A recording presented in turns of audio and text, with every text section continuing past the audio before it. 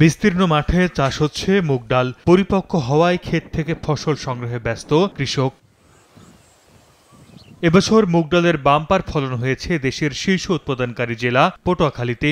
Acre প্রতি ২৭০০ থেকে ২৮০০ KG পর্যন্ত ফলন আসছে। তবে শেষ সময়ে এসে বাদ সেধেছে আবহাওয়া। দাবদাহের পর ভ্যাপসা গরমে অতিষ্ঠ জনজীবন। এ কারণে খেতে দিনের বেলায় কাজ করা কঠিন হয়ে পড়েছে। কৃষকরা জানান, গরমের কারণে পাওয়া যাচ্ছে না কোনো শ্রমিক। বাজারের দাম ভালো থাকলেও সংগ্রহ করা যাচ্ছে না ফসল। এর মধ্যে বেশি বৃষ্টি হলে খেতেই নষ্ট হবে মুগ ডাল। ফসল বাড়িতে আমরা নিতে পারতেছি না এই রোদ্দুরের কারণে। সকালে মাত্র 2-1 ঘন্টা তুলতে পারি, এরপর রোদ্দের থেকে বাড়তে চলে যাওয়া লাগে। ডাল তোলার মতো লোক নাই, 1000 টাকা বেতন দিলেও লোক পাওয়া যায় না। তুলতে না পারলে আমাদের জমির ফসল তো পানিতে নষ্ট হয়ে যাবে।